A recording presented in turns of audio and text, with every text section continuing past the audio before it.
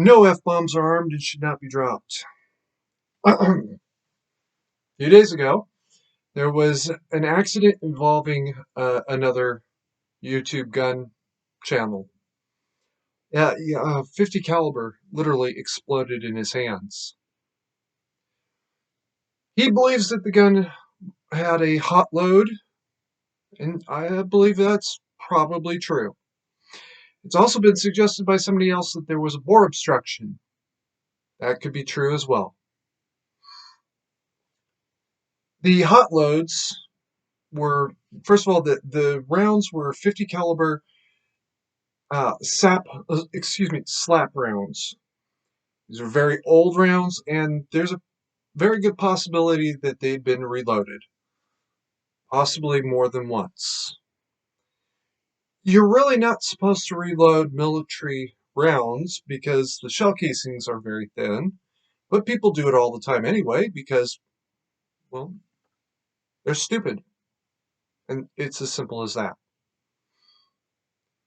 As he says in the video, he has no way of knowing how many times the rounds changed hands, and that's absolutely true.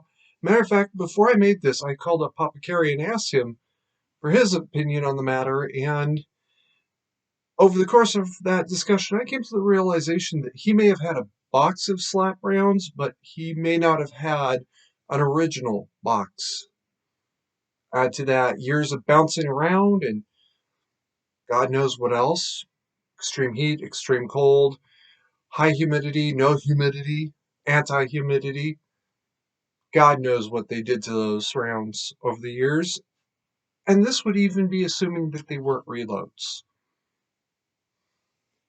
In the slow motion video, you can see that the muzzle flashes got a little bit brighter at one point. Actually, significantly brighter, something like 3 times as big. So that indicates that it probably was something going on with those rounds that shouldn't have been.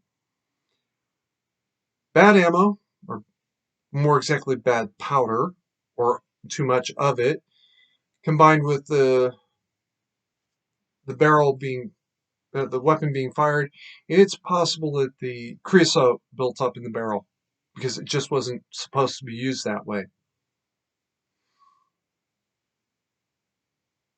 All we can really take from this is a bunch of safety lessons very, very quickly. First of all, if you're not sure about your ammo, probably shouldn't be using it. And and your weapon, by the way. And sure and certain down to you know who handled it and when. That one back there, I know not only who handled it and when, because it was me all the way through, except when I had the upper receiver inspected to make sure it was correctly assembled, but I also know exactly who handled the ammo and when. So factory worker, warehouse worker, retail worker, me. That's it.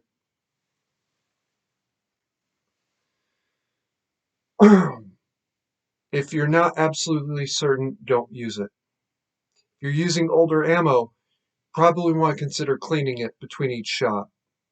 This was clearly older ammo. It's not been in production, and if I understand correctly, this stuff was made for World War One and hasn't actually been used by the military since then, or in extremely limited quantities. um, so, safety lessons. If you're using older ammo, probably want to clean it between each shot. That might have cleared the obstruction before it and prevented the problem before it started. And second of all, if you're not sure about your ammo, just don't use it. All right, it's not worth your life, which is what this almost cost him. Came that close.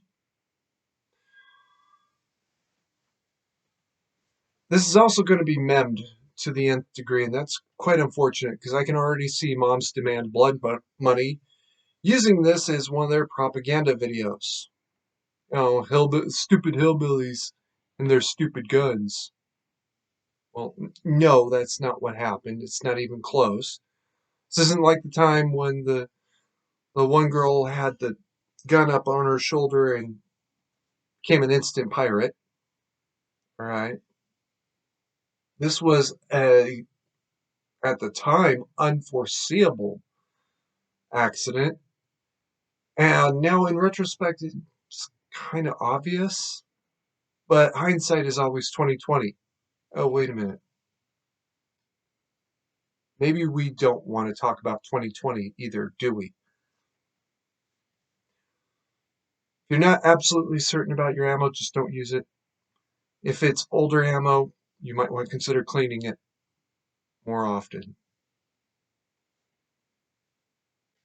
That's pretty much it. It's just kind of the way the world is. Keep calm and mandatory carry on, and in a year's time, this is going to be forgotten. In a month's time, it's probably going to be forgotten because it's that minor.